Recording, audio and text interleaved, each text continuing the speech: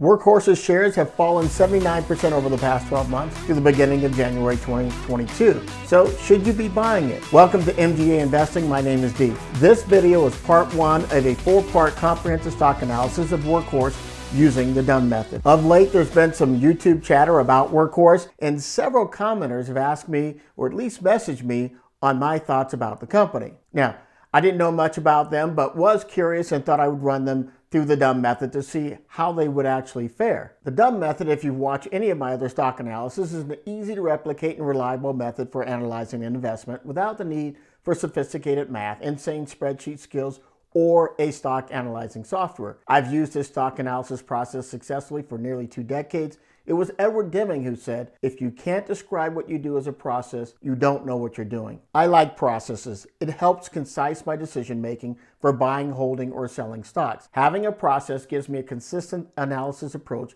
which I've found over the years allows me to evaluate my decisions, good or bad, more reliably, and pick up on some very important learning that has added to my long-term success as an investor. Yes, I did say sell, because as you know, if you've watched any of my videos, I'm not a believer in investment fallacy of buy and hold forever. There's maybe a handful of reasons to buy a stock, but literally thousands of reasons to sell it. Let's take a look at Workhorse Group Incorporated. Now, I always like to start with a general overview of the company so I can get a bit of an overlay, or at least a lay of the land in regards to the company. The company was formerly known as AMP Holdings. It changed its name to Workhorse Group in April 2015. Workhorse Group Incorporated was founded in 2007 and headquartered in Loveland, Ohio. Workhorse is listed as a technology company focused on providing sustainable, cost-effective solutions to the commercial transportation sector. As an American manufacturer, it creates all-electric delivery trucks and drone systems, including the technology that optimizes the way these mechanisms operate.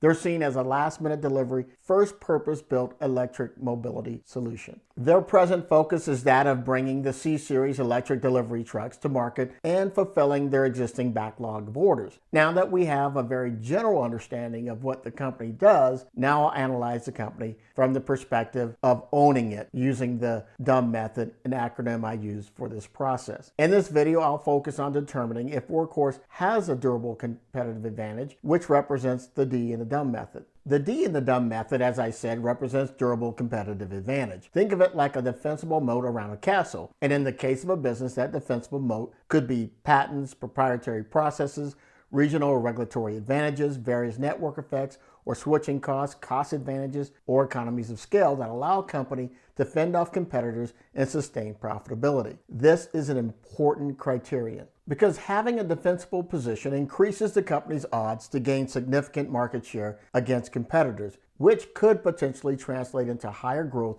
for the company and higher returns for shareholders. Based on my research, I'm not presently confident that Workhorse has any patented or proprietary process that gives them any particular durable competitive advantage in the commercial EV space. But to be fair, I'll run it through Porter's 5 forces to determine if they possess any relative degree of durable competitive advantage. Familiar company examples I like to use to help viewers get an idea of what I mean by durable competitive advantage is companies like Apple with its ecosystem, Google search, Nike shoes and athletic wear, Tesla EVs, Coke soft drinks.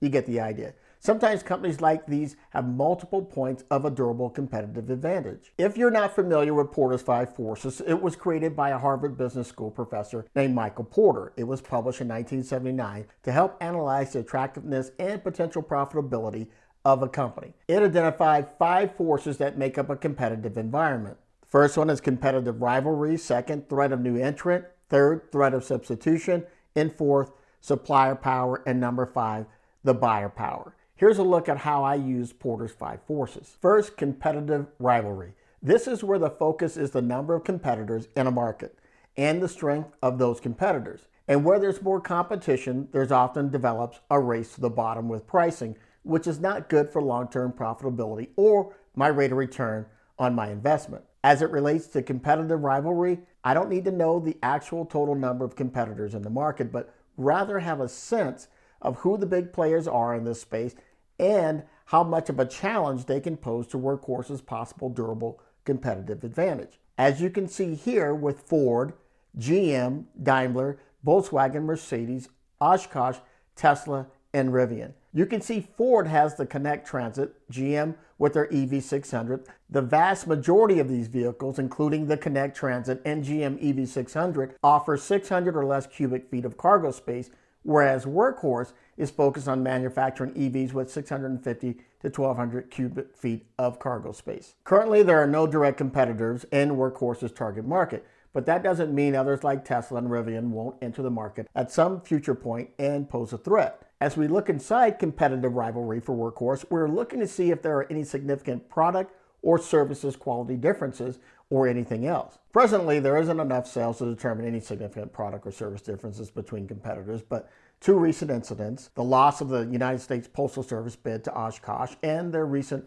recall of their C1000 EV trucks, do provide a temporary setback for the company as they reset to determine the best path forward for the company. In terms of switching costs, there certainly would be in this line of business once a company committed to the product, but today there are none for Workhorse. As a matter of fact, the C1000 recall made it so that they had to cancel some orders and refund delivered orders until they could find a workable repair solution. And the other question here is, are customer loyalties being formed? And I'd have to say that not yet in this early stage of the company. Let's go back and take a look at the threat of new entrant. This is about how easy it is for competitors to enter the market, for example, cost of entry or regulatory constraints. In terms of time and cost of entry, the heavyweight commercial EV market is a, pretty capital intensive business, and in regards to specialist knowledge would require a high degree of technological competencies of EV manufacturing. So I wouldn't classify this as an easy market to enter. Another thing to consider is that there may not be many new entrants in respect to new startups in the market, because most OEMs or startups,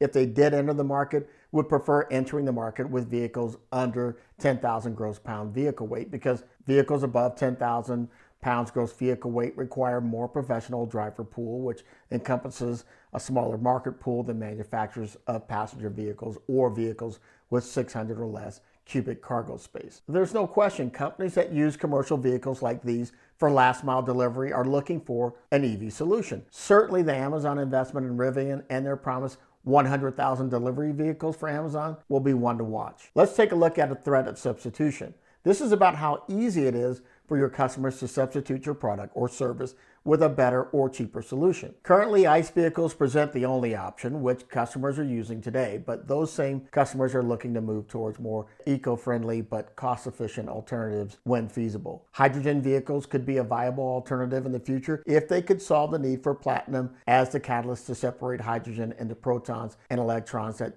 actually generates the electrical current needed to power the vehicle. For supplier power, there are two questions. How easy is it for your suppliers to raise prices, and how many suppliers do you have? Workhorse would have very little leverage at this early point, so the supplier would be advantage at this point. The exception, of course, would be components Workhorse developed in-house. Other than that, the supplier would have some influence over price at this early stage. Buyer power. This is about how easy it is for your buyers, clients, to dictate your pricing. With few options for most buyers at this time, Workhorse would have an advantage here if they had the production and the service history data to back up the road miles. But they don't right now, so the buyer may have an advantage early on to dictate favorable pricing for being the early adopters. As I mentioned earlier, a company having a durable competitive advantage has a better defensible position, which increases the odds of that company's ability to not only maintain but gain a significant market share against competitors. This bodes well for the shareholder because, as I mentioned before, it could potentially translate into higher growth for the company and higher returns for shareholders. So, after putting Workhorse through Porter's 5 forces, I would say that Workhorse